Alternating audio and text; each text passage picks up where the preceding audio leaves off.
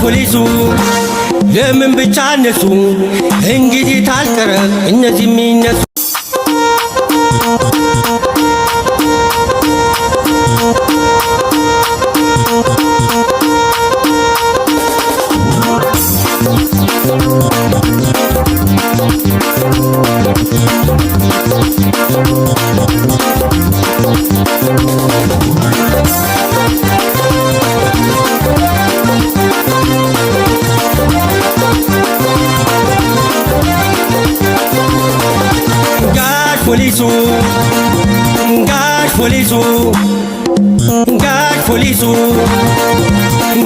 ፖሊሱ ለምን ብቻ እነሱ እንግዲህ ታልቀረ እነዚህ የሚነሱ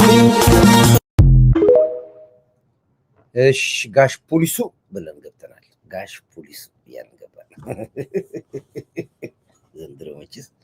ዘንድሮ ወይዬ ማን ነው ኮራንተ ሱስ ሆነብኝ። ኢትዮጵያ ትሙት በእናቴ ነው የምልህ። ቴንክ ተመችቶኛል። ሱስ እኮ ነው። ምን አለ ነጭ ወረቀት እኮ ነው። ምን ነጭ ወረቀት እኮ ነው። አካፋን አካፋ ዶማን ዶማ ብለን የምንጫወተን እኛ ጫወተው የፖለቲካው ማስተር ፕላን። በእርግጥ ሰው ያወራልን ደስ ይለን ነበር። እኛው ራሳችን ስናወራው ሰው ሀሳቡ ስለሚስማማ ነው እንጂ። እንዴት አደራችሁልኝ? እንዴት ባላችሁ? ሰላም ናችሁ? በአጋጣሚ ሆኖ ይገርማችኋል። ትናንትና ጀምሮ ዩቲዩብ ሃክ አድርጎ ተዘጋ። ማን ተዘጋው አይታወቅም። ያው እንግዲህ ኮማንድ ፖስቶቻችን ከዛ ከዚህ ብለው ዩቲዩብ ክሌም አድርገው ከፈቱት። የከፈቱት አሁን ከ30 ከ20 ደቂቃ በፊት የከፈቱት። እንግዲህ ያው ርብርቦች ነው። እኔ ነገሩ እንደዚያ ነገር ስለለመድኩኝ እንትናል። አሁን ሌላ ሰው ዩቲዩብ የተዘጋ ላይቭ ይወጣል። እኛ እንወጣው በቃ ቴክኒካል ዲፓርትመንት አለ። እነሱ ተነጋገሩ፣ ጨረሱ፣ ተከፈቱ፣ ጎዋሄድ ተባልኩ፣ ወጣሁ ማለት ወደ ላይቭ። እና እንዲህ አይነት ነገሮች ያጋጥሙናል። በጣም ብዙ ነው። በዚህ በፊትም ያለፍነው ነው። በተለይ ልምዱ ያለን ሰዎች 18 ዓመት በዩቲዩብ ላይ የቆየን ሰዎች እንዲህ አይነት ነገር እናውቀዋለን። ሀከሮች በጣም ብዙ አሉ። እዚህም ሀከሮች ናቸው ያሉት። በጣም ብዙ ገብተው እዚህ የሚያጨናንቋቸው እነሱ ናቸው። እና ስለዚህ ይሄ ደግሞ የማሸነፋችን ምልክት ነው። ከሚዲያ የምንወጣ መስሏቸዋል። አንወጣም። እኔ ቢያንስ ከዚህ በኋላ 6 አለኝ የተቀመጠ። ይሄ ቢዘጋ ደግሞ እመጣለሁ። ችግር አለ። እዚህ ደግሞ ስንት ቤተሰቦች አሉ፣ ሚሊየንስ አሉ። በአንዱ ስም ከፍቼ እገባለሁ። በብረት ያቀልጣል እገባለሁ፣ በገኒ እገባለሁ፣ በሮማንድ እገባለሁ፣ በሰይድ እገባለሁ፣ በተሳቢያ ወሎቹም እገባለሁ። ስለዚህ እረፉ። ዋናው ጽንፈኞች ተው፣ አትጋጋጡ። እንኳን አሁን ቅርና ድሮ በትግል ሰዓት ውስጥ የታገልናችሁ እንኳን ያኔም አልቻላችሁም። እንኳን አሁን አሸንፍ ነው ወጥተን ይቅርና እና ብትተው ጥሩ ነው። እኔው ሞክሩ፣ ግን አታቁሙ። ደግሞ ለኛም ትንሽ ሞራል ልትሰጡ ማለት ነው። እሺ እንዴት አደራችሁ? እንዴት ዋላችሁ? ሰላማችሁ ብዝት ይበልልኝ። 3 ነገሮች ላይ ይወጣሉ። እንግዲህ ዛሬ አርሱን ያታችሁታል። የወደባችን ጉዳይ ይፋ ሆኗል። ምንም ጥርጥር የለውም። የምንረከብበትም ቀን ምናልባት በቅርቡ ቀን አሳውቃችኋለሁ። ሻቢያም ራሱ በራሱ ጊዜ ፈርቷል። 2 ሀሳብ ሆኖበታል። ጦርነቱ እንደማያዋጣው አውቋል። ሰውየው ልኮብል ራሱ የላጥፋ እያለ እንግዲህ ሽማግሌው ብርንብር እያለ ነው። የኤርትራ ወጣቶችም በቃ እያሉት ነው። አሁን ራሳቸው በአፋር በኩል ላይ ያለው እንቅስቃሴ እጅግ ከባድ ነው። ያው እንግዲህ የተወሰነ መንገድም ገብተናል ወደ ውስጥ። ያው መነገር የወታደራዊ ስራ ስለሆነ አይነገርም እንጂ ገባ ብለናል ያለ ነው። ትላንትና እንዲያውም የራሳችን ሰዎች ለቅኝት ልከናል። አይታችኋል እንግዲህ እነጌታቸው ሁሉ እዛው ነበሩ የነበሩት። አካባቢውን ለመቃኘት እስከ ቡሬ ድረስ ደርሰን መጥተናል። ግን ከዛ በፊት ካለ ጦርነት ራሱ ወደቡን ለባለቤቱ ሊመልስ የተስማማ አይነት ነገር ይመስላል። ምክንያቱም እኛ መረከቡ ሳይሆን ሚስጥሩን ነው ያለው። ለምንድን ነው 30 ዓመት 40 ዓመት ለምን አፈንከው? መጀመሪያ ቃን ስላገኘ ብቻ ሳይሆን ለምን ወሰድክብኝ? ይህም ሀቅ አብሮ መውጣት አለበት። ምክንያቱም ለትውልድ የተበደልን መሆናችን ዓለም ማወቅ አለበት፣ ልጆቻችንን ማወቅ አለባቸው።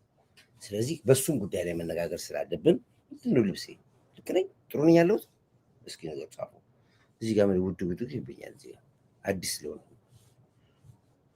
እሺ አዲስ ልብስ ነው።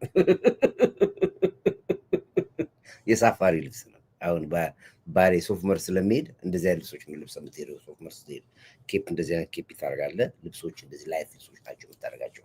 ለዚህ ነው ወይ ኮር። ለማንኛውም እኔ ወደፊት ተንባይ ብያለሁ ያልከውን በሙሉ አየሁት። ፈጣሪ ጊዜ አለው። የመጨረሻ ያሳየች ዘመኑ ሼህ ሁሴን ጅብሪል የተባለው እኮ አለቀ በቃ። ቃላችን ቃል በቃል ተፈጸመ።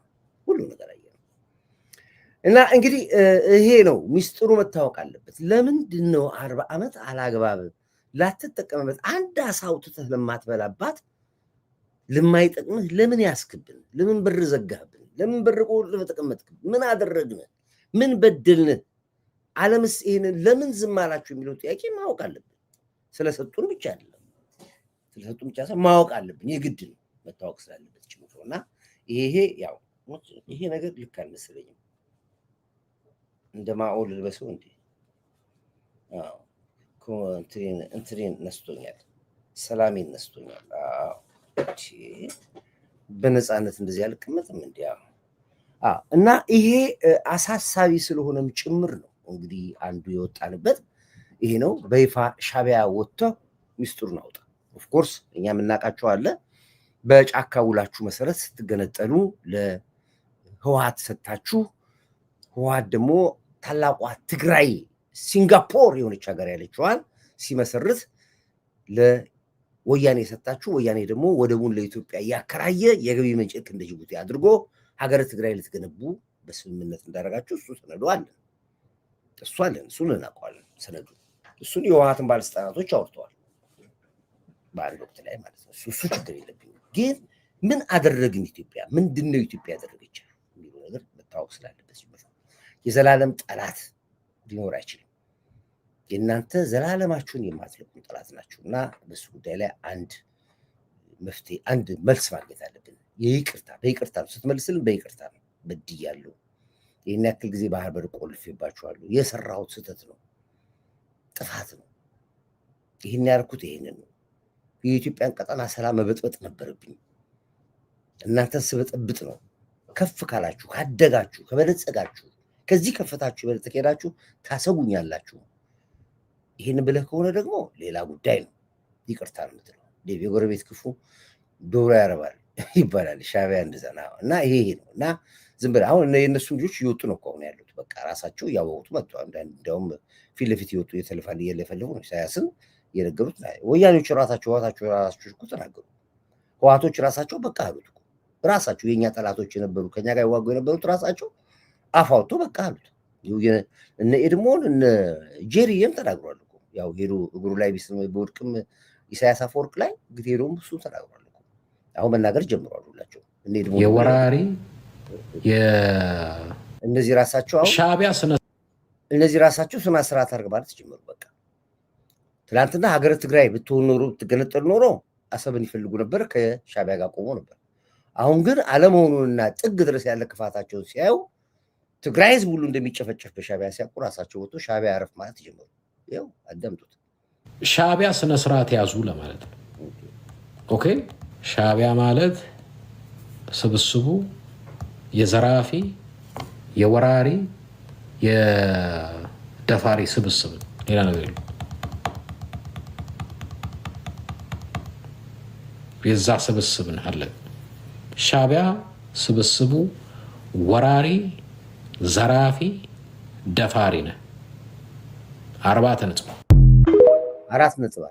ድሮ እንደዚህ ስንናገር እኛ ይሰድቡን ነበር፣ እኛ አትናገሯቸው ይሉን ነበር። ዛሬ ግን ራሳቸው በራሳቸው አፍ ወጥተው ሻዕቢያ ማለት ዘራፊ ነህ። ማንን የሚለው ህወሓቶች ናቸው የሚሉት። አያችሁ፣ መጨረሻ ላይ ሁሉ ሀቁ ይወጣል፣ እውነቱ ይወጣል። ግድ የለም እመኑኝ ስላችሁ የነበረው ከራሳቸው አንደበት ማውራት ጀምረዋል። በየትኛው ታሪክ ነው አሁን ወያኔ ሻዕቢያን እንደዚህ እረፍ ብሎ ይላል ብሎ ገምታችሁ ታውቃላችሁ? እየመጣ ተውት። ወያኔዎች አለም ራሳቸው ሻዕቢያዎቹ ራሳቸው በቃ አሉት። ኢሳያስ አፈወርቂ በቀደም አሰምቻችኋለሁ፣ ግን መስማት ስላለባችሁ ራሳቸው ሻዕቢያዎቹ ራሳቸው ስንት ኤርትራንን በላ፣ ስንት ኤርትራ ይበቃሃል፣ ይበቃሃል አሉት። አቶ ኢሳያስ ይበቃሃል፣ ስንቱን ኤርትራ ይበላ፣ ከጎረቤት ጋር ሁሉ አባላህ። ይሄ እንግዲህ ያው የራሳቸው ቃል ይኛል። ራሳቸው ይበቃሃል፣ በቃ ይኸው አዳምጡት። ይኸው ኤርትራና ኢትዮጵያ ነው። ከላይ ኢትዮጵያ ነች፣ ከታች ኤርትራ ነች። ይኸው ይበቃሃል አቶ ኢሳያስ አፈወርቅ። ለምንድን ነው የ70 ዓመት ልጅ ኤርትራዊ ሽማግሌ የቀጠናው ጠባቂ የሚሆነው? ይሄ አፕሮች ስንት ኤርትራንን በላ፣ ስንት ኤርትራንን አሰደደ። የኤርትራዊነት መንነት ዲስትሮይ ያደረገው። ይበቃል። እኛ ሱዳን ሄደን መዋጋት አንፈልግም። ኢትዮጵያ ሄደን መዋጋት አንፈልግም። የትም ሄደን መዋጋት አንፈልግም። ኢኮኖሚያችን ማሻሻል እንፈልጋለን። ኤርትራ ሰው የሚኖርባት ሀገር ማድረግ እንፈልጋለን። ይበቃሃል። ለምንድን ነው አገር ማትሰራው? 35 ዓመት ምንም ሳትሰራ በውጊያ ብቻ አለፈ። ከህወሓት ጋር ችግር ስላለ ነው ብለህ ታጃጅለን ነበር። አሁን መልሰህ ከህወሓት ጋር አንድ ሆነ የኤርትራ ህዝብ ልታስጨርሰው ነው። ስማ እንግዲህ ስንት ዓመት አለፈ። ለምን ሀገር አትገነባም? ለምን እኛ ልጆች ተሰደደው ልጅ አትሰበስበንም? ለምን ቀያችን አንገባም? ለምን ሀገራችን አንገነባም? ከጎረቤት አገር ሁሉ ተጣልተ፣ ከሱዳን ተጣልተ፣ ከኢትዮጵያ ተጣልተ፣ ከዓለም መንግስታት ሁሉ ተፍቀር እስከ መቼ ድረስ ነው? ይበቃል። ይሄ የኛ ድምፅ አለ። ራሳቸው ኤርትራውያኖች ገና ነው። ገና ከዚህ የባሰ ጠብቁ። ሰሞኑን ይመጣው በጣም ብዙ ህዝብ በቃኝ ብሏል። እኛም ያለው ይሄንን እሱ ስንቱን ኤርትራ ወጣትና ባህር ላይ ማግዶ ስንቱ ስደት ይላል። ዛሬ ኢትዮጵያ ውስጥ የሚኖሩ ኤርትራውያኖች፣ ንጹህ ኤርትራውያኖች እንዴት እንደሚሳቀቁ እየሰማችሁ ነው። እየተለቀሙ ነው፣ እየገቡ ነው ያሉት። አሁን የግድ ነው ራስን መከላከል ስላለብህ የግድ ያለ ምርጫ ምንድን ነው? አትመርጽም። አጣርተህ ነው የምትለቀው። ንጹሆቹም ራሳቸው አንገታቸውን ቀና አድርገው መጥቦታ አይቻሉም። አሁን አሳልፈው የሚሰጧቸው ራሳቸው ንጹህ ኤርትራውያኖች ሻቢያዎችን አሳልፈው እየሰጧቸው ነው ያሉት ራሳቸው ኤርትራውያኖች። ምክንያቱም አሁንም በዚህ ሰውዬ 40 ዓመት ሙሉ ስልጣን ላይ አሁን በአሁኗ ብቻ 40 ዓመት ሙሉ ስልጣን ላይ ከዛ በፊት የነበረውን ተውት እንዴ። ዛሬ አቢቹ ኮሻን እየጎበኘ ነው ስለመጣ ደስ ብሎናል። እና እኛ ልማት ላይ ነው ያለነው። በቃ ተውን፣ እየሰራን ነው ያለነው። አንድ ሙዚቃ አለቄ ነበረ ከኮማንድ ፖስቶች ለምን እንዳላካችሁልኝ አልገባኝም። ላኩልኝ እሱ። ኧረ ተው ባትነኩኝ ምን አለበት ባካችሁ፣ ሰዎች ስራዬን ልስራበት የሚል ዘመን አለ። ተውን ምንለው ተውን። ይሄን ማለታችን መስነፍ ድክመት ከመሰለ ማስተናገዱን ደግሞ እንችልበታለን። በሚገባ ቋንቋ ማስተናገድ ስለምንችል አይታችኋል። የት እየሄድን የተደበቀ ሀብታችን ሁሉ እንዳናይ እኮ ያደረጋችሁ።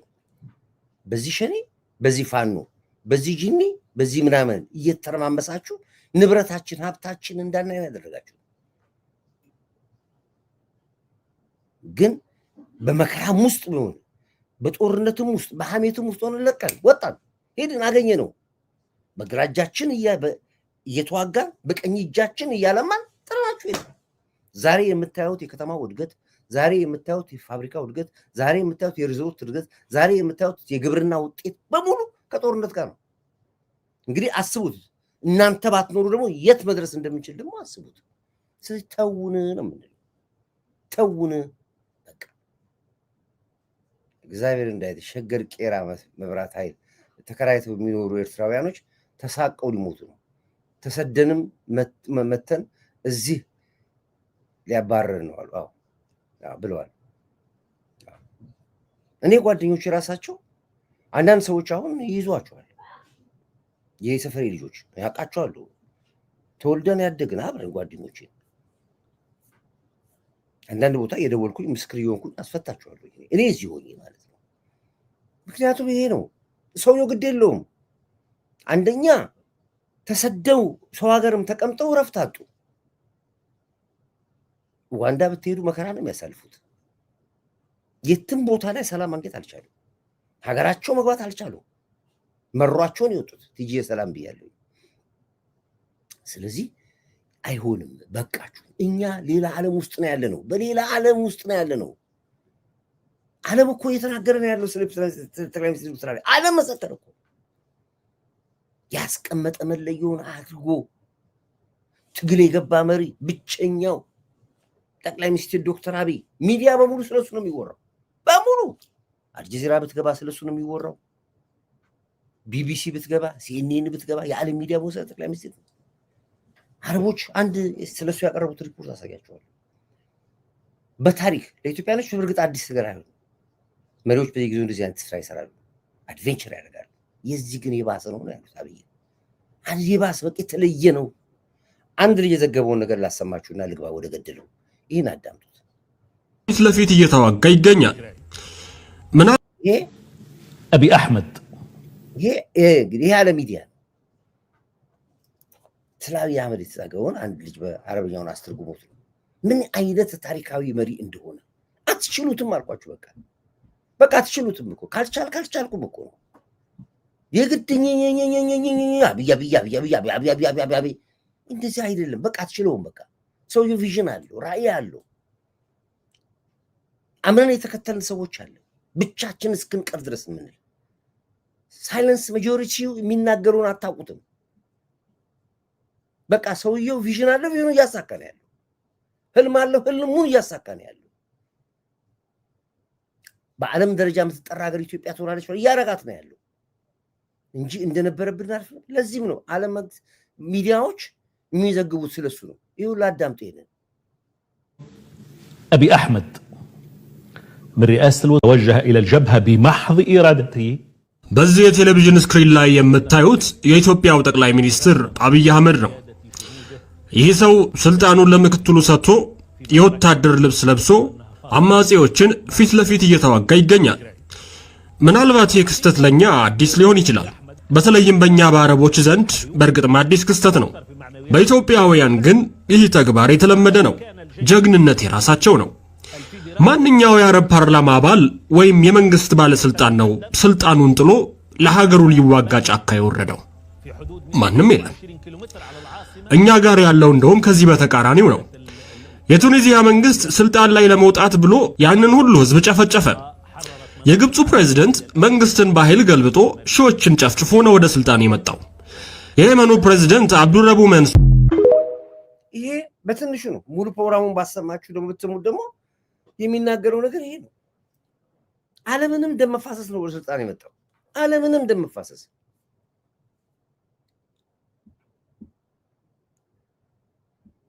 ኃይለ ሥላሴ ስልጣን ሲመጡ ብዙ ህዝብ መስዋዕትነት ተከፍሎበታል ብዙ ሰው አልቋል መንግስቱ ወደ ስልጣን ሲመጣ ብዙ ጦርነት ነበር ብዙ ህዝብ አልቋል ህወሓት ወደ ስልጣን ወደ መንበር ሲገባ ከገጠር ጀምሮ ህዝብ እየጨረሰ ነው የገባው ይታወቃል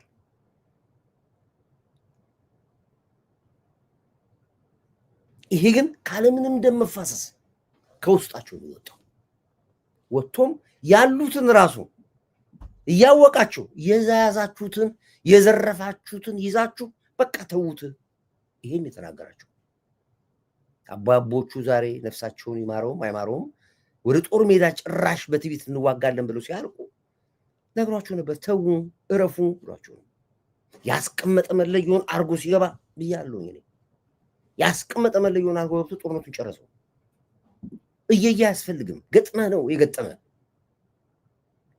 ግን ተው ብሎ ነግሯል አሁንም ተው ያለ እየነገረ ነው ያለው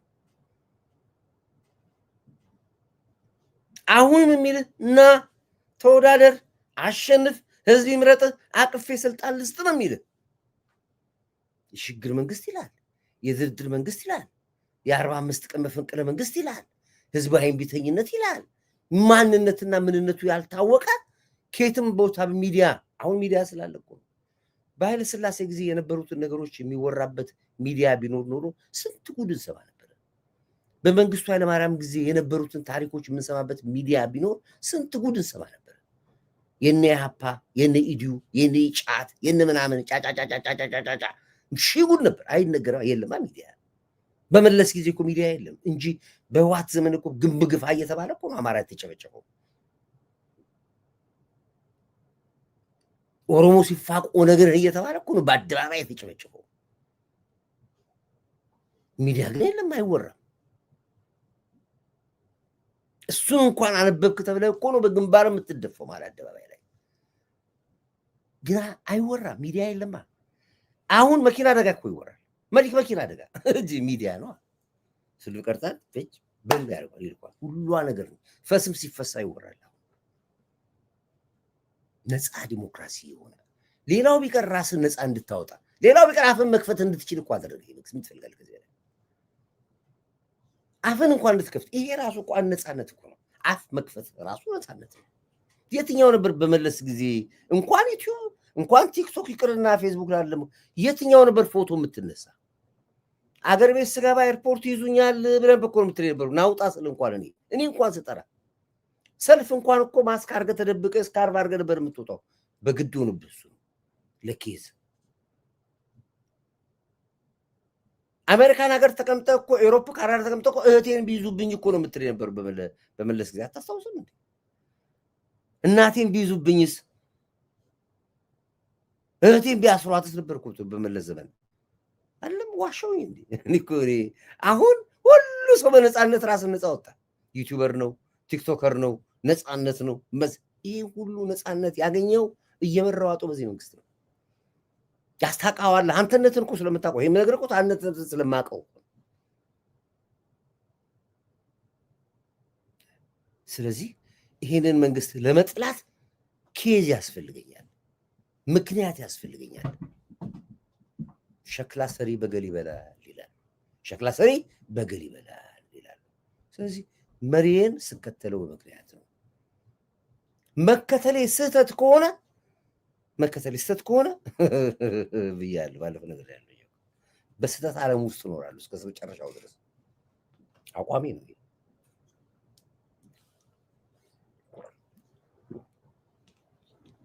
ዛሬ የሶመር ዋሻን አሳይቻችኋለሁ። ትንሽ ብዬ ላሳያችሁ። ይሄ ከዩራኒየም ጀምሮ ባይዞ ነዳጅም አለ። ይሄ የምታየው እኔ ይሄን ቦታ ማየው እንደ ትምህርት ቤት። ይሄ የምታየው ቦታ አይናችን ታውሮበት የነበረ የአልማዝ፣ የእንቁ፣ የዳይመንድ፣ የነዳጅ የኢትዮጵያን አይደለም አፍሪካን አይደለም ዓለምን መቀለብ የምንችልበት ትልቅ ሀብታችን እንኳን እንዳናይ ያደርጋችሁ እንዳናይ። ዛሬ ግን ጉርጉሮት ወጣ፣ ሰብሮት ወጣ። ይሄ ነው ኢትዮጵያ ህዝብ ሀብት አለ። ትጠብቃለህ? ይሄን ሀብት አትጠብቅም። በዚህ ሀብት በለጽጋለህ አትበለጽግም። እየነገረ እያሳየ እኮ ነው እየነገረ ያለው። ይሄ ነው ንብረት። እመነኛ አትራብም፣ እመነኛ ሀብታም ነህ። ኢትዮጵያ የዓለም ህዝብ ለምኖ የሚገባባት የምድር ገነት ነች፣ እመነኝ እያለ ወስዶ ቦታ ላይ ሆኖ እንዲያሳያል። አዳምጥ የሚልህን። እኔ ይሄን ቦታ ማየው እንደ ትምህርት ቤት ነው። ይሄን ቦታ ማየው ገና እንዳልነካ ነው ነገር ነው። ማዕድኑ እንዳልኩት ከዩራኒየም ጀምሮ ባይዞ ነዳጅም አለ። የነዳጅ ምልክቶችም አግኝተናል። ባሌ ውስጥ በጣም በርካታ ማዕድኖች አሉ። ብዙ ኤክስፕሎር ባደረግን ቁጥር በህይወት ዘመናችን በሙሉ የምንማረው ጉዳይ ነው ያለው። ችግሩ እኛ ወደ ኋላ መለስን ለማየት ዝግጁ አይደለንም። ምንመኘው የሚጣፍጠው ማር ተቆርጦ የተዘጋጀው ማር ብቻ ነው። ማሩ ያለፈበትን መንገድ የሚፈልግ ኢትዮጵያዊ መፈጠር አለበት። አንድ ጣፋጭ ማር ለመብላት 3 አክተሮች ኢኳሊ ተናበው ካልሰሩ አይመጣም። አይታችሁ ከሆነ አንዳንዴ የሚመር ማር እንቀምሳለን። የሚመር ማርና የሚጣፍጥ ማር መካከል ያለው ዲፈረንስ አንደኛው የንቦች ትጋት ነው። ንቦች መትጋት አለባቸው ያ ማር ሆኖ እንዲወጣ። ሁለተኛው ንቦች እየሄዱ የሚቀስሙት አበባ እንቡጡ አበባ የአንደኛው የአበባ ዝርያና ሌላኛው የአበባ ዝርያ አንድ አይነት ማር አይሰጡም። ያ የእንቡጥ አበባ ጣፋጭ ማር የሚፈጥር ከሆነ ያን ቀስማ የሰራች ንብ የተሻለ ማር ታወጣለች። ሶስተኛውና ዋነኛው ግን የአርሶ አደሩ ትዕግስት ነው። ማሯ ስራ ጀምራ የማሩን ዱሬሽን የማሩን እድሜ መጠበቅ ተስኖት ቶሎ ቢቆርጥ ማሩን ያን ጣፋጭ ማር አያገኝም። የተጋች ንብ፣ መልካም አበባ እና ትዕግስተኛ አርሶ አደር ነው። ፕሮግራሙን ተከታተሉት። በጣም ብዙ ነገር ትማራላችሁ። ራሳቸው የነበሩ አመራሮች ናቸው። እዚህ ውስጥ የምታያቸው በሙሉ ተቋሚዎች አሉ። የኦነጉ አለ፣ የአማራው አለ፣ የሸኔ ምናምን በሙሉ አሉ እዛ ውስጥ። እስኪ ይህን ሀብት እንኳን አይተን ወደ ሰላም እንምጣ ነው የሚለው። ተቃዋሚዎቹን ይዞ ሄደው እዚህ አጋጣሚ ላይ ተቃራኒዎቹን ይዟቸው ሄደው ጠይቁ እስኪ። እንዴት ሰው ይሄን ሀብት ይዞ እንዴት ገበታ አስቀምጠን መብላት ስንችል እንዴት ገበታውን እየተደባደብን እንደፈዋለን? ልዩነታችን ቁጭ ብለን ጠረጴዛ ላይ ንፍታ። ግድ የለም የሚያግባብ እንዲህ የሚለምን መሪ ያለ ወይ? ቅድም ወንድሜ አንድ ቆንጆ ነገር አለ። ዲሞክራሲን ለማመድ ብሎ የሰጣት ጋፕ ነች ክፍተት እንጂ ረግጦ ወቅጦ አስሮ ቢሆን ኖሮ ትንፍሽ አትልም ነበር እያንዳንዱ። ይሄ ነው ጨዋታው ያለው እና አንዳንድ ጊዜ ሰከን ማለት ጥሩ ነው። የአማራ ወንድሞቻችን በጣም ቤተሰቦቻችን በጣም እየተሰቃዩ ነው ያሉት። የአማራ መብት ነፃነት ፍለጋ አይደለም። አማራ እንዴት እንደኖረ እናውቀዋለን እኛ። ማንነቱን እንኳን መግለጽ አይችልም ነበረ። ጎጃሜ ነኝ ብሎ የሚናገር አማራ አልነበረም። ጎንደሬ ነኝ ብለ ደፍረ የሚናገር ወለየ ነኝ የሚል አማራ አልነበረም። ይሄ እኮ በታሪክ ትላንት የነበረ ታሪክ ነው። የምናውቀው ታሪክ ነው የምናወራው እኮ። አማራ ምድር እኮ ሲመሰመስ የነበረው የበረከት ቅጥረኞች ነበሩ እኮ። አናቱ ባህር ከተማ ላይ እኮ ነው አማራ መሳሪያ ዘግዝቆ ሐውልት ሲሰራ እና ሐውልት እንኳን የደፈረ አማራ የለም እኮ። ከየት የተፈለፈላችሁት አሁን የአማራ ፋኖ ብላችሁ መጣችሁ? የት የነበራችሁ አማሮች ናችሁ? የት ነበራችሁ? 27 ዓመት ስትረገጥ እህትን ወስደ እጇን ይዘ ስታስከትብ የት ነበርክ? ከየት መጣህ ዛሬ? ኦኬ ና ችግር የለብኝም። ለምንድን ነው ቁጭ ብሎ መነጋገር የተሳነ? ለምንድን ነው ቁጭ ብሎ ማውራት የተሳነ?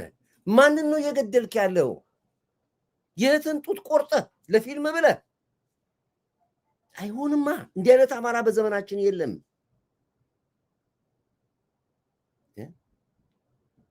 ተፈጥሮ ያቅም አማራ እንደዚህ ነገር አማራ ስነ ልቦናውም አይደለም እንደዚህ ጡት መቁረጥ እንዲህ የሰው ደም አይቶ እኮ አዙሩት ይወርቃል አማራ።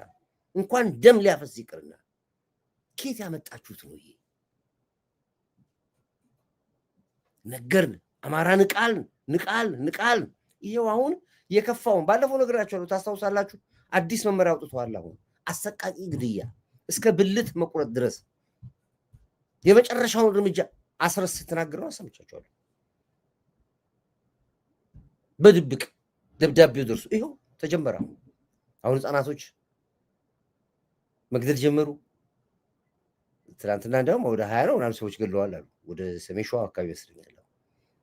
ጎጃም እንደዚሁ አድርገዋል አሉ። ትናንትና አሮች መስለኝ የገደሉት። አሰቃቂ ነገሮችን በመቅረጽ ቪዲዮ በማንሳት ፎቶ መላክ፣ ማህበራዊ ሚዲያውን በሙሉ የኢትዮጵያ ውስጥ የጄኖሳይድ ግድያ አሰቃቂ ግድያ ነው በሚል ሚዲያውን አጨናንቁት የሚል ስብሰባ ነው የተሰበሰቡት እኮ። በቃ የህልውና ጦርነት ይላሉ። ይሄንን ንጹሃን መግደል የህልውና ጦርነት ነው። ግደሉ፣ እረዱ፣ አንገት ጣሉ፣ ብልት ቆርጣችሁ ጣሉ፣ ገመድ ላይ አንጠልጥሉ። ይሄንን ያስተላለፉት መልእክት። የማንን ብልት ትቆርጣለህ? የማን አንገት ትቆርጣለህ? ማን አንተስ ቆራጭ አደረገህ አንተ እንዴ? ይሄ ነው እኮ የሚያሳዝነኝ። አቀንጭራ ትባላላችሁ እናንተ። ገዳዮች እናንተ ናችሁ። ማንም ገዳይ የለም እኮ። ከመንግስት ጋር ሺህ ጊዜ ቢጣሉ እኮ ራሳቸው ይናገሩት ጀምር እኮ። ሞጣ ወጥቶ ምንድን ነው ያለው? እንግዲህ ሞጣ ማለት መንግስትን የሚጠላ ትግሉ የማይታወቅ ነው። አማራም የኦሮሞ እሱ ራሱ ብቻ ግን ዞሮ በምን ውስጥ ግን ገዳዮቹን ያውቃል። የጎጃም ልጅ ነው፣ የአዲስ አበባ ልጅ አይደለም። ገጠሬም ሆኖ ግን ያውቃል ፖለቲካውን። ዛሬ በሱ አፍ ነው እየተነገረ ያለው ገዳይነታችሁ። ዛሬ አማራ በድሮን የሚያልቀው በፋኖ መሪ እንጂ በአብይ አህመድ አይደለም። ይሄው ህዝቡን የሚያስጨፈጭፈው አብይ አይደለም። የፋኖ መሪዎች ህዝቡን እንደሚያስጨፈጭፉ በግልጽ መነጋገር አለ። ይኸውልህ ህዝቡን የሚያስጨፈጭፉት እራሳቸው ናቸው። ዘመነ ካሴ ነው፣ መሬ ወዳጆ ነው፣ አማራውን የሚያስጨርሱት የአማራ ልጅ ገዳላይነን የሚሉት ናቸው ይላል። እኔ እኮ አለው ህዝቡን የሚያስጨፈጭፈው አብይ አይደለም። የፋኖ መሪዎች ህዝቡን እንደሚያስጨፈጭፉ በግልጽ መነጋገር አለብን። ዛሬ አማራ የሚመታው በፋኖ መሪዎች ነው። ዛሬ አማራ በድሮን የሚያልቀው በፋኖ መሪ እንጂ በአብይ አህመድ አይደለም። በፋኖ መሪ ድክመት፣ በፋኖ መሪ ባንዳነት፣ በፋኖ መሪ ቁርጠኛ አለመሆን። አዎ እንግዲህ ይሄ ነው የታለ እንደዚህ ነው የሚለው። ይሄ ማንም ይላል አማራው እኮ ነው። አማራው ከቦታው ላይ ደርግ ዛይ ማሳተሳስባት ላይ if you follow or listen of German radio stations you will be impressment of no democracy of freedom. I hope this is a generation read Ethiopian history back on 1960s. ባስ የድሮ ታሪኮችን አንብቡ። ጄኔሬሽኑ ከቦታው ላይ አማራው መሮት ይናገራል። መሮት ይኸው ገበሬው የሚናገሩት ምን በላው ገበሬው እኛ እሁድ ቅዳሜ ቤተክርስቲያን ምንስመው ገበሬዎች ሰኞ ስታር 24 ሰዓት እንደ ጊኒደር ሰርተን ምን በላው ገበሬዎች በጣም ተሰቀቀን ያለነው ተቸግረን ያለነው። የቸግረን ምክንያት እንዴት ነው? ቄስ እየተገደለ ነው። የግል አካውንቱን እያዳበረ ነው። የመንፈቅጭ አቅላ ልጅን ምንጭቅ አርጎ ወስዶ እያጫጫ እየወሰደ ነው። እሱ ነው ማንነቴን የሚያስመልሰው? እሱ ነው ሰላሜን የሚያስከብረው? አይደለም። ቀን ተዋልኩበት ቤት ማታ ልጆችን እየወጥቼ ተባህር ዛፍ ነው ማድረው። ልጆቻችን ትምህርት ቤት እንዳይውሉ ትምህርት ቤት እንኳን ሄደው ደርሰው ሲመጡ በሰላም ይመጣሉ አይመጡም? ልጆቻችን ጥበቃ ነው ምን ብሎ የምናድረው? የሞተ ዘመድ መቅበር አቅቶናል። የታመመ ዘመድ ልጅ መጠየቅ አቅቶናል። ቅበረው ታለው ጎረቤቱ ይቅበረው እያልን ነው ትተን ያለ ነው ይላል። አሁን እኮ አማራው የአማራ ነፃ አውጪ የሚባል እኮ ይሄን ድርጊት የሚሰራው አፋር ሄዶ ቢሆን ከአፋር ጋር ታሪካዊ ችግር ነበረበትና ከአፋር ነፃ ሊወጣ ነው ብለህ ትላለህ። ኦሮሚያም ከሄደ ችግር የለም ከኦሮሞ ጋር ችግር አለበት ትላለህ። ሶማሌም ከሄደ እንደዚሁ እዛው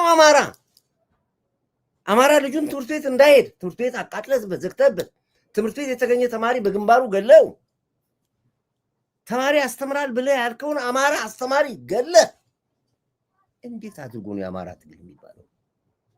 ቤት በኩል ተደርጎ ነው። Come kiss me first. Say hi first, my friends. Hi. Hi, ባያቸው መጀመሪያ አይጥ ነሽ። ልጆች የራሳቸው እኮ ፋኖን ይሆኑልኝ። ፋኖን በደንብ ፋኖን በቃ እንዲሁ ይሻላቸዋል። እና ይሄ አይሆንም፣ እንደዚህ አይሆንም። ቁጭ በሉ እስኪ፣ ሰከን በሉ።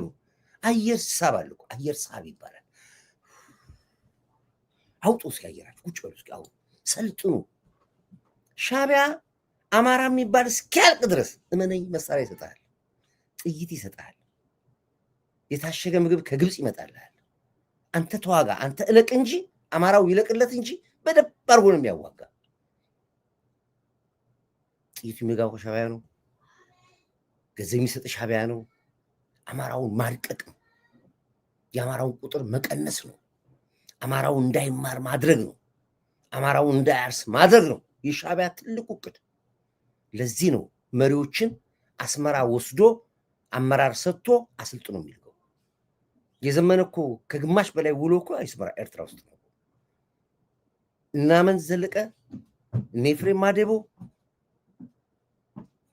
በብዛት የምታያቸው በሙሉ መመሪያውን የሚወስዱ እኮ እነ መሳይ እኮ መመሪያ ወስዱ ከኤርትራ እኮ መሳይ እንኩሩ ሚዲያዎች። ደም መጥፎ ነው። በተለይ ሻቢያ ደም ካለበት አለቀልን። ልጄ አንተ የማን ሲሉት በአባቴ መከላከያ በእናቴ ፋኖ ነኝ ይላል። ስለዚህ አማራን ስለ ልቦናው ነው የበደሉት። አይለቁም ደግሞ ሻቢያዎች ቢላል ኢሳያስ አፈወርቅ ይላል በምድር ላይ ጠላት የአማራ ነው የሚለው። በምድር ላይ ወሎ ተምሯል፣ አማርኛ ቅኔ ይዘርፋል ኢሳያስ አፈወርቅ። በአፍም የፈለገ ተአምር ይመጣ አማርኛ ያወራል ስለሚጠላ ብቻ እንጂ ወሎ ነው የተማረው። መነን ትምህርት ቤት ነው የተማረው። ስህን ነው ወሎ ስህን ትምህርት ቤት የተማረው። ዩኒቨርሲቲ ነው የተማረው፣ አዲስ አበባ ዩኒቨርሲቲ። ትግርኛ እንደውም መቻሉን ሰው አያውቀውም። አማርኛን ከመጥላቱ የተነሳ አማራን ከመጥላቱ የተነሳ ንጹህ ኤርትራውያኖች ይህን ችግር የማያውቁ ኢሳያስን ሲከተሉት ስህን ትምህርት ቤት ቴንክ አመሰግናለሁ። ስህን ትምህርት ቤት ወልዲያ ነው አይደል? ወልዲያ ነው ደሴ ነው የተባለው። በጣም ከመጥላቱ የተነሳ አማራን እንዴት ልበቀል ነው የሚለው። አሁን ግን አማራው ነቃ። ብዙ አስተማር ነው ኮርስ ብዙ ዋጋ ከፍለናል ለማስተማር አማራ። ይህን ለማሳወቅ ብዙ ነገር ከለፍተናል አማራው እንዲያውቅ። ግን አሳወቅ ነው። ዛሬ አማራው እየተናገረ ነው ያለ ቅጥረኛ ነው ይላል እኮ። ቅጥረኞች ናቸው አማራ ተዋጊዎች እኮ ጀግኖች ተዋጊ ይሁን የሚናገሩት ናቸው። ይሁን ዘመነ ካሴ እኮ ይረስ ለአስረስ ማር እነዚህ ተዋጊዎች ናቸው፣ ልዩ ኃይሎች ናቸው፣ አድማ በታኞች ናቸው። እየገለቡት ነው ያሉት፣ እየገለቡት ገደል ለገደል እየነገሩት ነው የሚያጠፉት እኮ። እንኳን መከላከያ ፊት አለም የአማራ ልዩ ኃይል ፊት መቆም አይችሉም። አስመራ የወታደር ልብስ አላቸው፣ እሱን ያለብሳሉ። ከኋላ 200 ሻቢያዎች ናቸው የወታደር ልብስ ለብሱት። ከፊት 1 2 3 ኦሮሞ ይቆማል ተማረክን የሚሉ ቪዲዮ ከማን ይቀርባል? እዛ ጋር ያን ይቀርጻል ወታደሮች የወታደር ልብስ ለብሰው። ከዛ በኋላስ ከፊት ለፊት ኦሮሞዎቹን የት ግንባር ነበርክ የምናምን ጦር ነበርክ ምናምን ኢንተርቪው ያደርጋሉ። አንተን እዚህ ለመሳይ ይልኩለታል። ያንን መሳይ የኢትዮጵያ መከላከያ ሰራዊት ተማርኮ ብሎ ፊልሙ ይሰራል። ያ ሁሉ ድራማ የሚቆመረው ብታምን ባታምን ኤርትራ ውስጥ ነው የሚሰራው ድራማ ፊልሙ።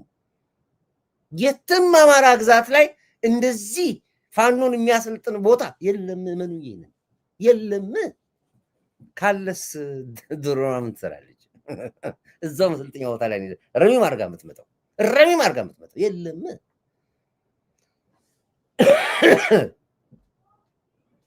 የለም እንደዚህ የለም። ቁጭ ነው የምታየው። ሰብልዬም አትሄድም እኮ ሰብልዬ አትሄድም። ራሱ ድሮ ነው ሄዳ አርጋ ትመጣለች።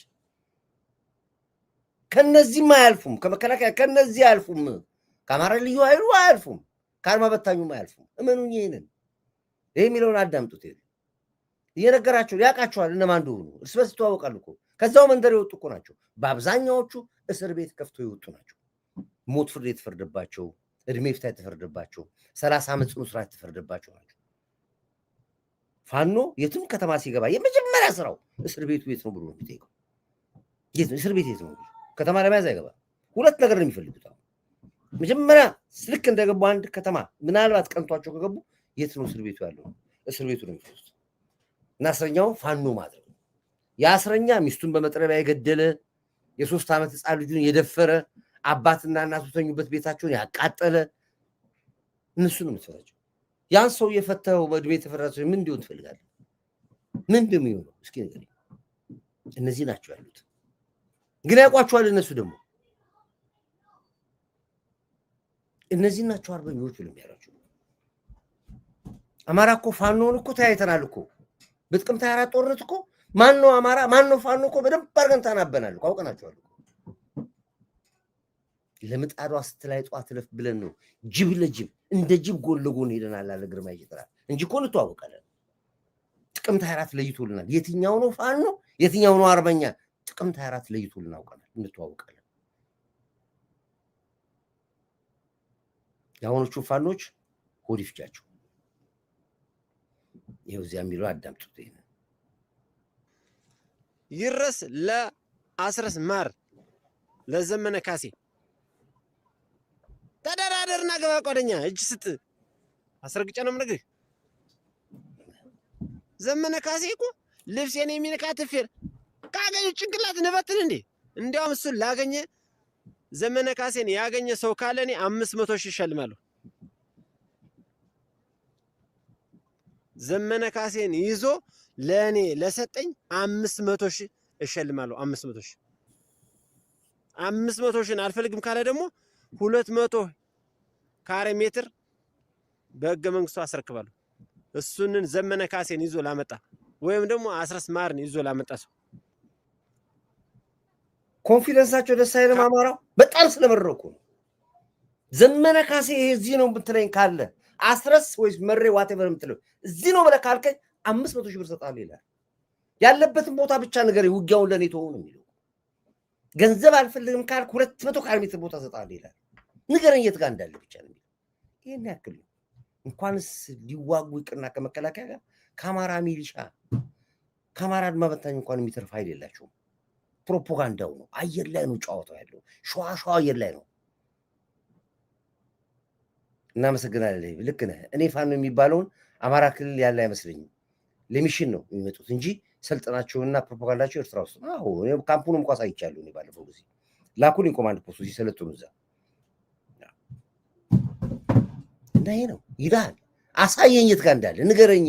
እዚህ ቦታ ነው ዘመነ ያለው በለኝ። እኔ 500 ሺህ ብር ልስጥ ይላል። በአደባባይ ነው የሚለው። ቂም አለበት አማራው፣ ቂም አለበት። ይሄን ህይወቱ ሞታለች እሱ። ይሄን እናቱ ቤት አባቱ ቤት ተቃጥሏል። ሁሉም አምሯል። አሁን እያወጣችሁ ነው፣ እያወጣ እየሰጣችሁ ነው። መግቢያም የላቸውም አሁን፣ ቀየም የላቸውም አሁን። 500 ሺህን አልፈልግም ካለ ደግሞ 200 ካሬ ሜትር በህገ መንግስቱ አስረክባለሁ። እሱንን ዘመነ ካሴን ይዞ ላመጣ ወይም ደግሞ አስረስ ማርን ይዞ ላመጣ ሰው ከ500 ሺህና ከ200 ካሬ መርጦ መውሰድ ይችላል። ለኔ ያስረክብ። ይንታል ህዝብ ከሚያወድም ሀብት ንብረት ከሚሰርቅ ትምህርት እንዳይመር ከሚያደርግ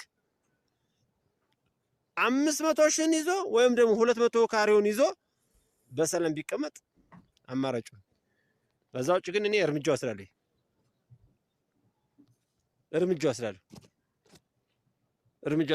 መረጃ ቲቪ የተባለ ቀዳዳ ባንዳ፣ አዲስ ቲቪ የተባለ ባንዳ ቆሻሻ፣ መሳይ መኮንን የተባለ አንተ ቦርኮ የቦርኮ ልጅ፣ ዘመርቁም በከለ የተባለ አንተ ከካም ልጅ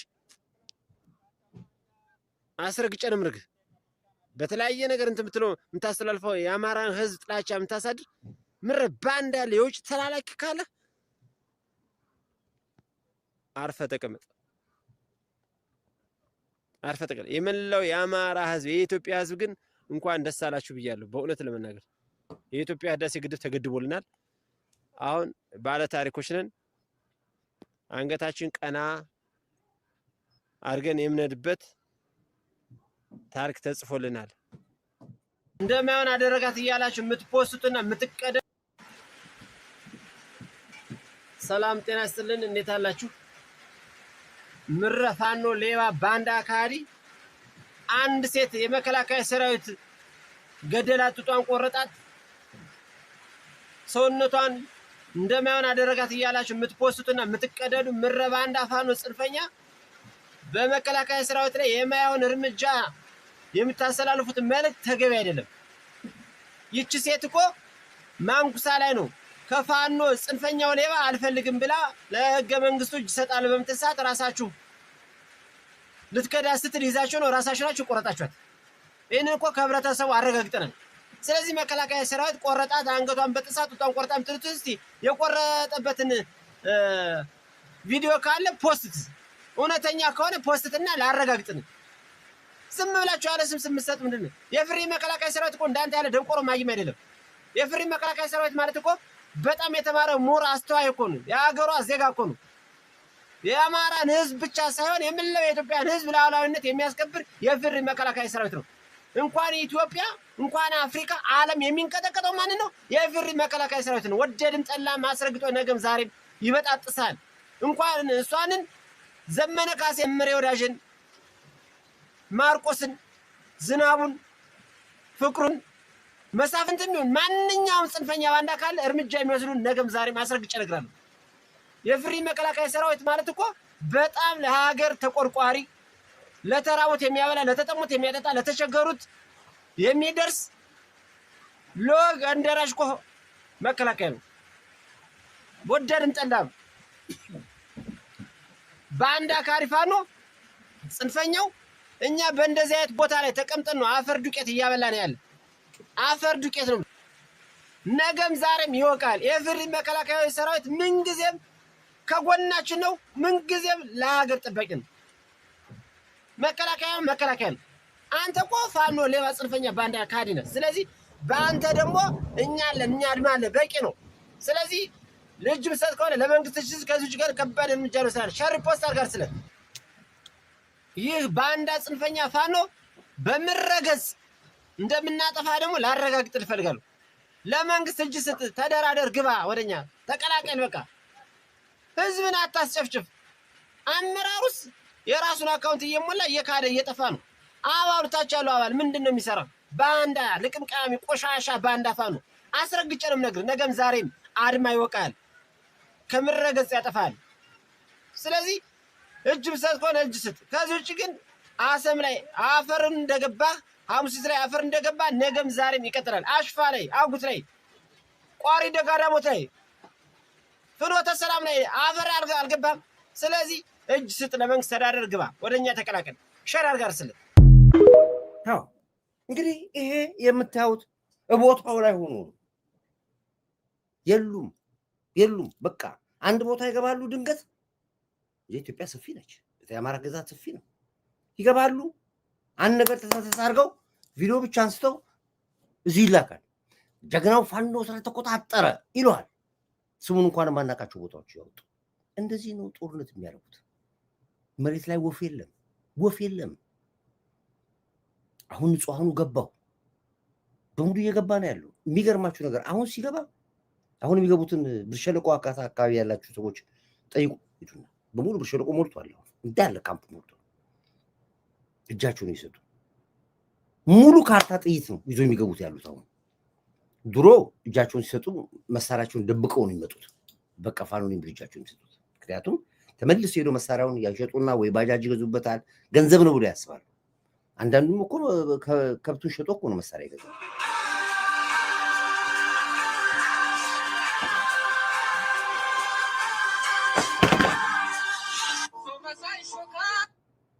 እና አሁን የለም ከነ መሳሪያ ከነ ጥይታቸው በቃን እያሉ ነው የሚባሉት። ይሄ ነው ጨዋታው ያለው። ይሄ መሬት ያለ ሀቅ ነው ነገራቸው። እዚህ እንኳን አታዩም እንደ ሲበታተኑ ቋንቋቸው የቁራ ቋንቋ ሆኖ ይኸው ዛሬ ትላንትኛ ጀመር ነው ስለሱ 60 ነው ወሬ በሙሉ የሰው ደም አባላቸው አናከሳቸው። ባል በሚስቱ ላይ ፈረደ። ምን አላቸው? ሚስቱንና ሀብታሙን መሀል ገብቶ አጫወታቸው። መሀል ገብቶ ድራማው ሰራ እና በራጆሮ አርቲስት ፖለቲከኛ ሲሆን አርቲስት ያኔ ነው እሱ 60 ይሞትከው። አበራጆሮን ስታመጡ አልቃቸዋል። ያኔ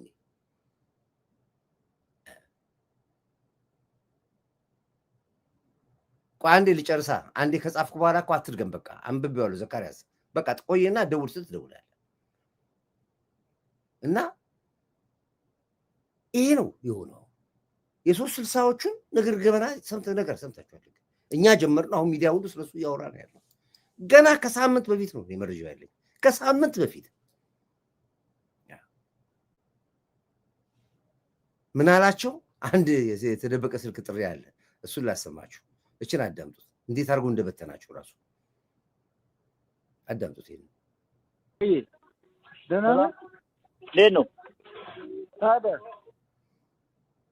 ይሄ አሁን የምትሰሙት የስሙት ጥሪ ምን አላቸውና አንድ ሰው ሲያወራ ነው። ገብቼ በተንኳቸው ይላል። ይላ አዳምጡ። አለቃ እንዴት ነው ወይ? ደህና ነው። እንዴት ነው ታዲያ? ላይቭ ነበርክ እንዴ ዛሬ? ዛሬ አደፍርሽ ወጣው። ምን ፈጠርክ? አይ እነ ኢየሩሳሌም ጎዳና ግባልኝና እሺ፣ እዛ ከሁለት የተከፈለ ቡድን አለና አንዱ ከአንዱ ጋር አልገባም ብሎ እርስ በርስ አይግባቡም፣ አይነጋገሩምና መሳሳት ተፈጠረብን ሲሉ አራሰላለፉ በጣም አሳዛኝ ነው። እሺ አይነጋገሩም እርስ በርስ እኮ። ምን አላቸው ነው? ኧረ እባክህ ይነቃቸው ብሩክና ሀብታሙ አንድ ላይ ናቸው አሁን። ብሩክ ወዲያ ወዲህ ስለሚል ማለት ነው። ብሩክ እንኳን በቅንነት ነው ያው ለመኖር ነው። የአዘር ብሩክ ደግሞ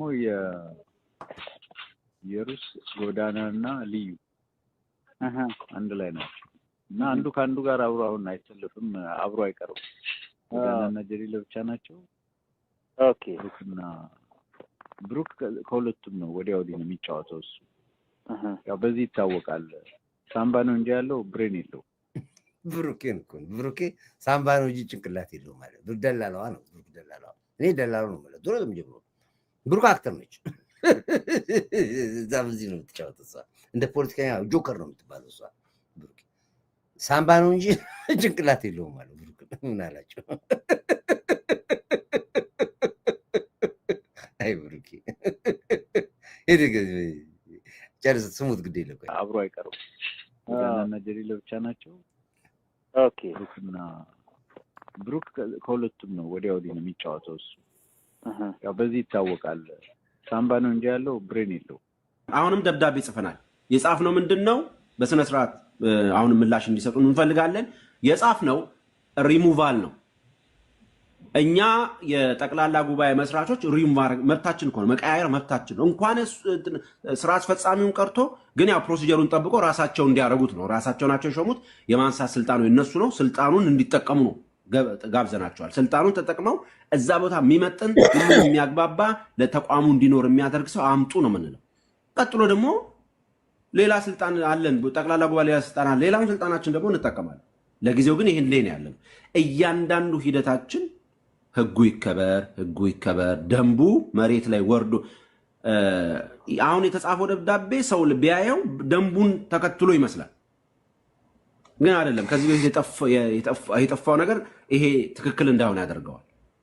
ስለዚህ ሁላችንም አሁን በመረጋጋት ነው እያወራን ያለ ነው፣ ስሜታዊ ሳንሆን ትላንትን ሳንደመስስ። ብሩክ ከሁለቱም ነው ወዲያ ወዲህ ነው የሚጫወተው እሱ። ያው በዚህ ይታወቃል። ሳምባ ነው እንጂ ያለው ብሬን የለው። ኦኬ እና መሳሳት ሲፈጠር ዛሬ ከባድ ሚዛን መሆን እንፈልጋለን እና ካልገባ ብለው ደወሉልኝ። አይ እኔ እኮ አጠቃላይ ያለው ምናምን አልኩ። አይ ግድ የለም በዘዴ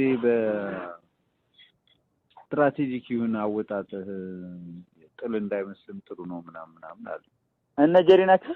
ከዛ እንግዲህ ምንድነው ይሄን ያልኳችሁ? ኦሪት ዘፍጥረት ምንድነው አሁን የከፋው ነገር ደግሞ ይመጣል። እንደነገርኳችሁ ነው። ጸቡ መነሻው ገንዘብ ነው። የሻዕቢያ ገንዘብ ነው። የሚተዳደሩትም በሻዕቢያ ገንዘብ ነው። ኢሳያስ ትልቁን ገንዘብ ኢንቨስት የሚያደርገው ውጭ ላለን አክቲቪስቶች ነው። እኔ እኮ 3 ጊዜ ጠይቄያለሁ። 3 ጊዜ ከሻዕቢያ ከፍተኛ ሞቅ ያለ ገንዘብ ነው የሰጠኝ። ሞቅ ያለ ያውም ደግሞ ዝም ብሎ በደላላ አይደለም። ራሱ ሚኒስትሩ ታስታውሳላችሁ፣ አንድ የኤርትራ ሚኒስትር እኔ ጋር ይቀርቡ ነበር እዚህ ያኔ በጦርነቱ ጊዜ። ከፍተኛ ገንዘብ ከአልሲሲ በላይ ብዙ ጥቅማ ጥቅሞችን እንስጥ ብሎኛል ኢሳያስ። እኔ ከነመላው ቤተሰቤ እኮ ነው አስመራ የተጋበዝኩት። ነበራችኋለም እዚህ ታስታውሳላችሁ። ከነመላው ቤተሰቤ የተጋበዝኩት እና ኢሳያስ የሚጫወተው ትልቁ ነገር ሚዲያ ላይ እኛ እንደኛ አይነት ሰዎች ላይ ፖለቲከኞች ላይ እንደዚህ ያስባል። በቃ አገሪቷን በውስጥ በራሳቸው ሰዎች ነው የመበትናት ይላል። ይሄ በጣም መጥፎ ህልማቸው ኦፍኮርስ አድርጎታል። ደግሞ አሁንም በአብዛኛዎቹ የምታዩቸው አሁን የሙስሊም ስም ይዘዋል፣ የአማራ ስም ይዛሉ፣ የፋኖ ስም ይዛሉ። በሙሉ ሻዕቢያዎች ናቸው የሚጫወቱ ጨዋታው። እና አሁን ደግሞ 360 መጨረሻው መጥፎ ምንድነው? አባላቱ በሙሉ የተሰጠነውን ገንዘብ መልሶ አሏቸው። በሙሉ 360 አባል በሙሉ ወጡ። ሪሙቭ በቃ ወጡ። በቃ በሙሉ አባል የነበሩ በሙሉ ወጡ። እንዲያውም ብዙ ሰዎች ገንዘባችን መልሱ ብለው እየጠየቁ ነው ያሉት አሉ። አሁን ተምሮ ሲሰማ ደግሞ ከፍተኛ ውዝግብ ተነስቷል ያለው። ምክንያቱም አንዳንዶቹ እውነት መስሏቸው ብዙ ገንዘብ የሚሰጡ አሉ። 5,000፣ 10,000፣ 20,000 በዶላር የሚሰጡ ነበሩ። እውነት መስሏቸው፣ ትግሉ እውነት መስሏቸው። አሁን እነሱ ቆጫቸው ገንዘባቸው።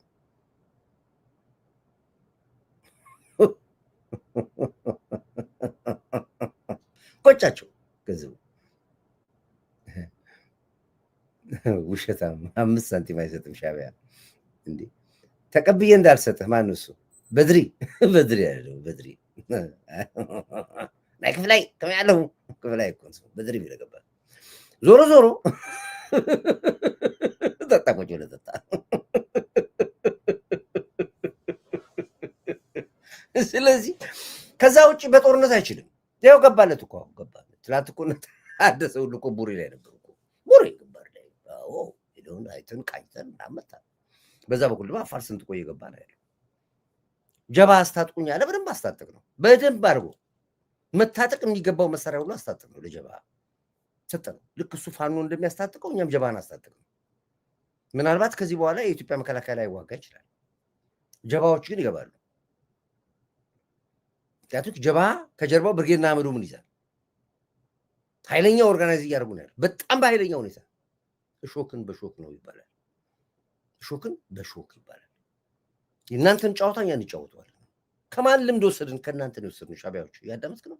ከእናንተ በወሰድነው ልምድ ነው። ከራሳችን ያመጣ ነው የለም። የአይዲያ ባለቤቶች እናንተ ናችሁ። እናንተ ኢትዮጵያን ለመበተን ሸኔና ፋኖን አደራጅታችሁ እንደላካችሁት እኛ ደግሞ ኤርትራን ለመበተን ጀባሃና ብርጌድና አመዱን አደራጅተን እንልካችኋለን። መደረግ ስላለበት ነው እና ይሄ ነው ያለው። ስለዚህ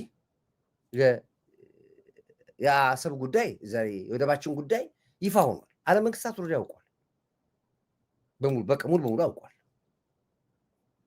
ትናንትና ራሻ ከፍተኛ የሆነ እንትን ነበር፣ ሚቲንግ ነበረ። ምናልባት የምታስታውሱ ከሆነ ካለኝ ላሳያችሁና በሱም አንዳንድ ነገር ልታረጉ ትችላላችሁ። ራሻ አንድ ነገር ልንገራችሁ። ቆይ ካለ እሱን ላሳያችሁ አንድ ጊዜ። ቆይ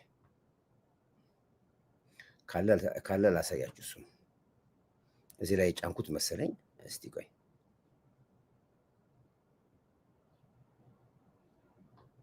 ካለ ላሳያችሁ።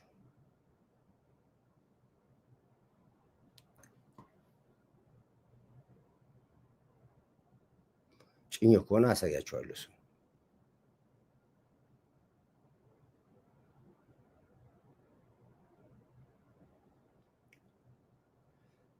አልጫንኩትም።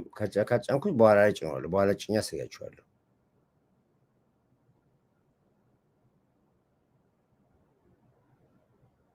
አልጫንኩትም ማለት ነው።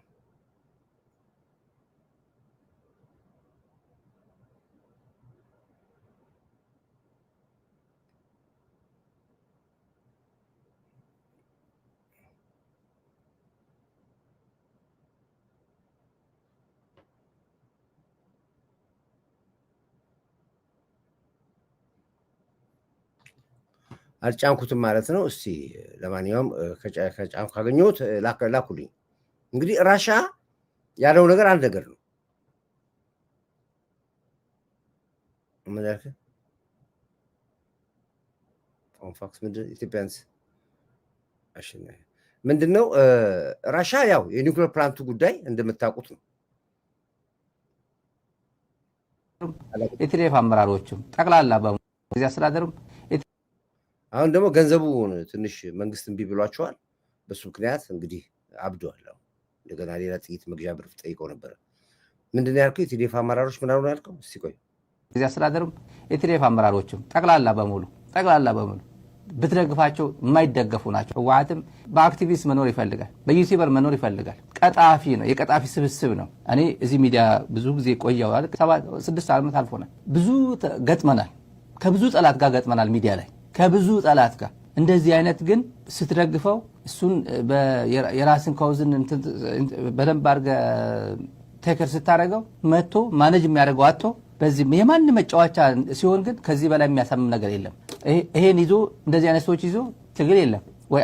ሁላችሁም ዝም ብለን እንታገላቸዋለን እንጂ እነዚህ አይነት ይዞ የትግራይ ነገር ፍንክች አለ። በእንወድ ወረደ ችግር፣ በእንወድ ወረደ እንዝላልነት፣ መሀይምነት፣ ደደብነት እየተሰበረ ያለ ሞራሉ። ለዚህ ነው እንታገላቸዋለን። በደንብ አድርገን ሁሉንም ጠራርጎ የሚወስደው ነገር ካለ እምቢ ካሉ አማራጭ የለውም የትግራይ ህዝብ። አይገርማችሁም? እንደዚህ ቋንቋቸው የቁራ ቋንቋው ሲበታተኑ ደስ አይልም? እንደዚህ ብትንትናችሁን እኮ ነው ብትንትናችሁን ያወጣናችሁ። ይሄ ነው ትግል ማለት እንደዚህ ነው። ትግል እንደዚህ ነው። አየህ በጽናት ታግለ እንደምትበታተናቸው አውቀህ ስትገባበት ስትበትናቸው ደግሞ ቪክትሪ ይባላል። አሁን ይመዘገባል። አሁን በወርቅ ብዙ እንትን ይጻፋል። እና ራሽያ የኒውክሌር እንትን አምና ኢትዮጵያ ጋር ስትመጣ ዝም ብላ አልመጣችም። ኒውክሌር ፕላንቱን ለመስራት አሁን ቁጥሩ መነገሳች ከ4000 በላይ ስፔሻል ፎርሶች ራሽያ ስፔሻል ፎርሶች ገብተዋል። ብር ነው ኢንቨስት የሚያደርጉት። ኢትዮጵያ ላይ ለሚመጣ ማንኛውም ነገር ከኢትዮጵያ መከላከያ ሰራዊት በፊት ፕሮቴክት የሚያደርጉት እነሱ ናቸው። በዚህ አጋጣሚ ላይ አሁን ፑቲን ይመጣል ወደ ኢትዮጵያ ለመጀመሪያ ጊዜ ይመጣል። አብቹም ይሄዳል። ከሁለት አንዱ ብቻ ይመጣል። ሰሞኑን ሰሙታላችሁ። ወይ ፑቲን ይመጣል ወይ አብቹ ራሽያ ይሄዳል። ይሄ ሀቅ ነው። ኢሳያስ አፈወርቅ ከዓለም መንግስት ሁሉ ተገሎ ብቻውን ነው ያለው። ብቻውን ራሳቸው አክቲቪስቶቹ እስኪክሩ ድረስ ነው የደረሰው። ወክ እያደረክ ትገባለህ አስመራ። ከልካይ የለም። ወክ አድርገን የምትገባው አስመራ ከፈለግን እኛ መጀመሪያ ዓለም መንግስታት ምን ይላሉ በደንብ ይዩት ብለን ራሳቸው አዝነዋል። ሁሉም መንግስታቶች አዝነው ምንም ላያደርገው ነው 40 ዓመት ሙሉ ባህር አፍኖ የተቀመጠው አለ የጄኔቭ እንትን ፓርላማ ላይ ምን ሊያደርግልህ ያስኩ ሚኒስትሩ ይዞ ነበር የኤርትራው። እሺ ምን እሺ ኦኬ ያዛችሁት ምን አደረጋችሁበት? ነቲንግ። እንዴት ዓለም ዝም አለ? 40 ዓመት ሙሉ ምንም ሳታደርጉበት ወደብ ዘግታችሁ የዓለም መንግስታት ምን አላችሁ? ምንም። ይሄ በዓለም ህግ በዓለም ፍርድ ቤት ያስከስሳል። ፎር ነቲንግ ተጠቅመውበት ቢሆን ጥሩ፣ ለኤርትራ ጠቅሞ ቢሆን ጥሩ። ነዋሪው ከቁጥር የቀነሰ ከ100 ሺህ 70 ሺህ ከ70 ሺህ 50 ሺህ ከ50 ሺህ 40 ሺህ ከ40 ሺህ 30 ሺህ ከ30 ሺህ 20 ሺህ ከ20 ሺህ 3000 ነዋሪ የለም ማሰብ ላይ አሁን 3000 ነዋሪ የለም ማሰብ። የት ሄዱ ሰዎቹስ? ባህር በላቸው፣ ገደልካቸው፣ ተሰደዱ። ይህ ሁሉ እኮ ገና ያስጠይቃል እኮ ገና። የት ነው ያለው የአሰብ ነዋሪ ህዝብ? አንድ መኪና የለም። አንድ ባጃጅ አለች፣ እሷም በነዳጅ ካገኘ ተሰራች። ከሌለ በሙሉ አህያና ግመል ነው ያለው። ይህንድን ነው ለምንድን ነው ይሄን የፈለግከው ተባለ እኮ ጠይቆ። ለምንድን ነው የፈለግከው? እንዴት 130 ሚሊዮን ህዝብ ያላት ሀገር ላይ ፎር ነቲንግ ባህር ዘግተህ ተቀመጥክ? እንዴትስ የዓለም መንግስታት እንዴት ዝም አሉ? የአፍሪካ አንድነት ድርጅት እንዴት ዝም አለ? የኢሮፒያን ዩኒዮኖች መንግስታቶች እንዴት ዝም አሉ? ምን አይነት ጉልበትና አቅም ቢኖራችሁ ነው ተባሉ እኮ ጠይቁ። በምን ጉልበት ነው ይሄን ዝም የተባላችሁ ተብሎ እኮ ጠይቁ። ጄኔቭ ላይ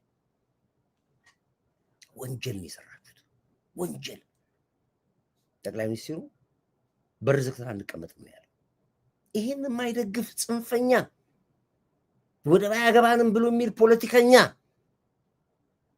ኢትዮጵያ ፈራች።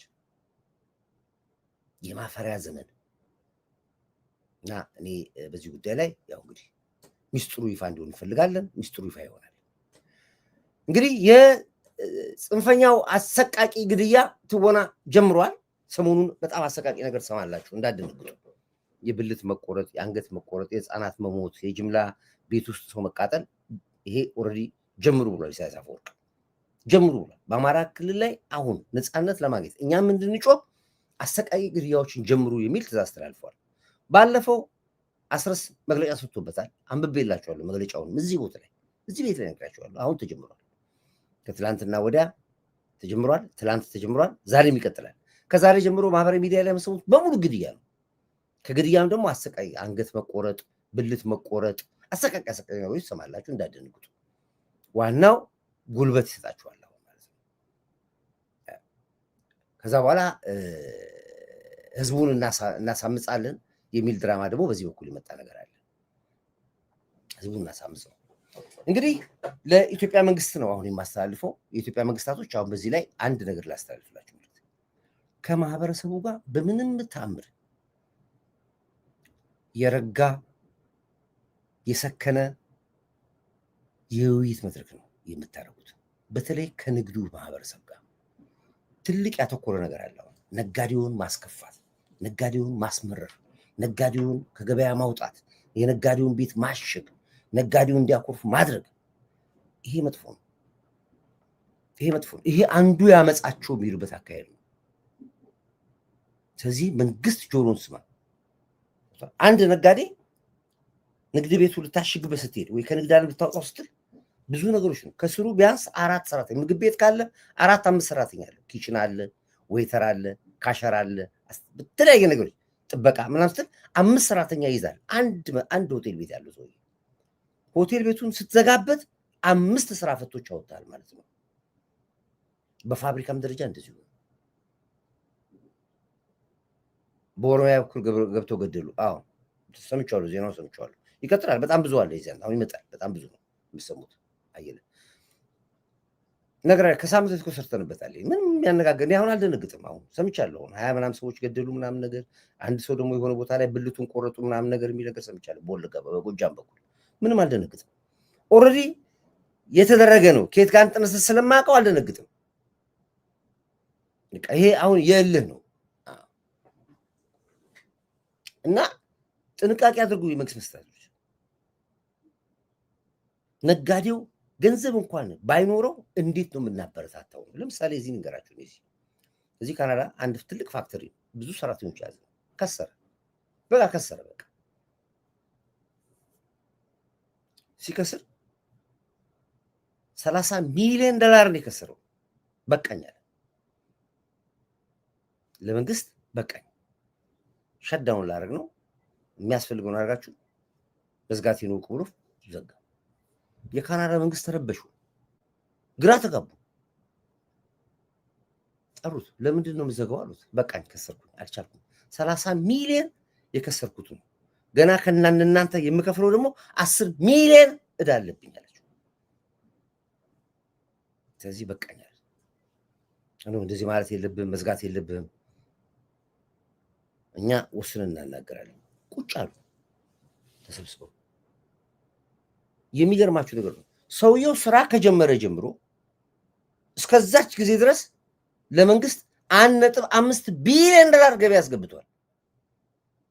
1.5 ቢሊዮን ነው ማውራል ሚሊዮን ቢሊዮን $1 እዳ አስገብቷል፣ ገቢ አስገብቷል። በምን? በሰራተኛ ታክስ፣ በመሬት ግብር፣ በመብራት፣ በውሃ፣ በተለያየ ነገር መንግስት ከሱ ያገኛል። የሰራተኛ ደሞዝ ታክስ ብቻ ቀላል አይደለም ያለው የሚያገባው መንግስት። አውቶማቲካሊ ሂዱና ከዛ ሰው ጋር ቁጭ ብላችሁ ተደራደሩ፣ ገንዘብ ስጡት፣ አበረታቱት፣ እዳውንም አንሱ አላቸው። መንግስት ጠርቶት ሚስተር ኤክስ አሉት። አሁን እንደዚህ ነው ያጋጥማል ንግድ ላይ። ስለዚህ አሁን መዝጋቱ አይደለም እንደ መንግስት ማድረግ የሚገባን ማድረግ አለብን እኛ። ስለዚህ 30 ሚሊዮን ለከሰርከው ይሄው 30 ሚሊዮን ብር ሰጥተናል። 10 ሚሊዮን እዳ ለመንግስት ያለው እዳው ተሰርዟል፣ የለብም ይሁን። ከዚህ በኋላ ግን ስራህን ለማቋቋም 50 ሚሊዮን ሰጥተናል። ስራን ብቻ ቀጥል፣ ከጎን ነው ያለ ነው ብለዋል። አያችሁ መንግስት ጥቅም ያገኛል። ቢዘጋስ ምን ያገኛል? ነቲንግ። ቢዘጋ ያ 2000-3000 ሰራተኛ ይበተናል፣ ቤቱም ይሻግታል፣ ሸረሪት ያበቅላል፣ ማሽኖቹ ዳሜጅ ይሆናሉ፣ መንግስት የሚያገባውን ገንዘብ ያጣል ማለት ነው። አያችሁ። ስለዚህ አንዳንድ ጊዜ ጉልበትና አቅም ስላላችሁ ብቻ ሄዳችሁ ከነጋዴው ማህበረሰብ ጋር ላመጽም ጭምር ነው የሚያነሳሱት። አንዳንዶቹ አሁን በገቢዎች ሰራተኛ መስለው የመንግስት ሰራተኛ መስለው ነጋዴና መንግስት እንዴት ይጣላል የሚል ፐርፐዝሊ ሊሰሩ የሚወጡ ሰዎች አሉ። እናውቃቸዋለን። መንግስት መስሪያ ቤት ውስጥ የሚሰሩ ይህን ስራ ባለፈው መርካቶ ላይ ስንቱን የመርካቶ ነጋዴ አበሳጭተው በጉልበት ያሳዝናቸዋሉ፣ የተለቀሙ አሉ። ይሄ ነገር ተፈጥሯል። አሁን ከሲስተም ጋር መነጋገር ጀምሯል መንግስት። ሰምታችኋል። በመሶቦ ተቋም ውስጥ ሰራተኛው ግብሩን በራሱ በጊዜ እንዲገብር ሰውም ጋር እንዳይገናኝ ያ ቴክኖሎጂ የመጣል። እስከዛ ድረስ ግን በትዕግስት ነው፣ በማስመረር አይደለም። እነዛ ህዝቦች ያስፈልጋሉ።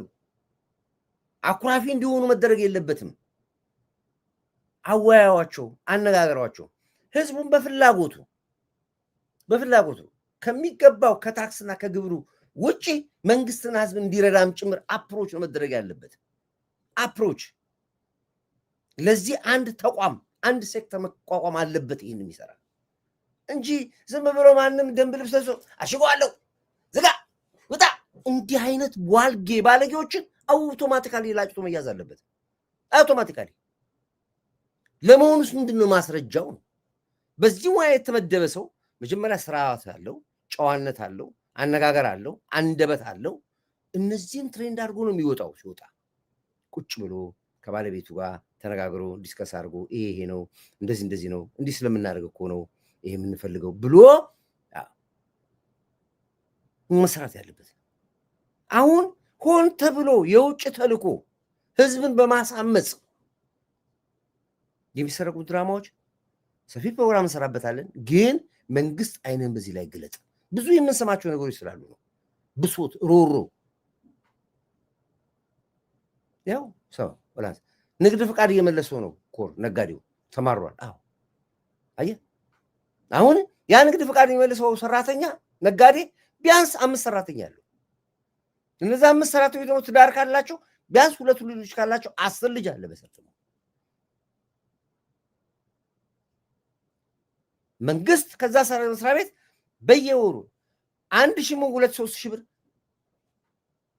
ታክስ ያገኛል። እንደዚህ ነው የሚደረገው እና እዚህ ላይ የሰከነ ስራ መስራት አለበት። እንደ ፖለቲካ የምንየው የገንዘቡን የኢኮኖሚውን ተውና ከፖለቲካ አኳያ ራሱ አሁን ህዝብና መንግስት እንዲጋጭ የሚደረጉ ድራማ አለ። ለዚህ ነው እዚህ አሁን የ45 ቀን ሪቮሉሽን ህዝባዊ አመፅ የሚሉት ከዚህም አኳያ ነው። ህዝቡን ለማስኮረፍና በማስኮረፍ ስራ ላይ ስለጥመድ ነው። አይንን ግለጥ መንግስት የሚደረገውን የሚሰራውን ስለምንሰማ ነው። መብራት ኃይል ታስታውሳላችሁ፣ ሁላችሁም ታስታውሱ ይሆናል። በጣም የዘነት ጫጫታ ነበር። መብራት መቁረጥ ነው። ከአንዱ ፊውዝ ነቅጦ አንዱ ውስጥ ይከታሉ። በዚህ በኩል መብራት ሲተታ በዚህኛው በኩል ተከፋ ይገባል። እዛኛው እንደዚህ ይላል። ማህበረሰቡ ተሰብስባችሁ ገንዘብ አምጡ ይባላል። መብራት የተቋረጠባችሁ ሁሉም 200-300 ሰብስብና መብራት ኃይል ሰራተኛ ይጠራል። ብር ይሰጣቸዋል። መብራት ቀጥለው ይሄዳሉ። ከአንደኛው ቦታ ፊውዝ አምጡና አንደኛው ላይ ይቀጥላሉ። እንዲህ ያሉ ማህበረሰቡ አካባቢ በሽፍት ነበረ። በጥቆማ ነው ለቅመን ያሳዝናቸው። ለቅመን ጠቅላይ ሚኒስትሩ ትእዛዝ ነው የሰጠው። አንድ ቀበሌ አንድ ቦታ ላይ መብራት ፈረቃ የሚባል ነገር እንዳልሰማ ነው። ዛሬ አዲስ አበባ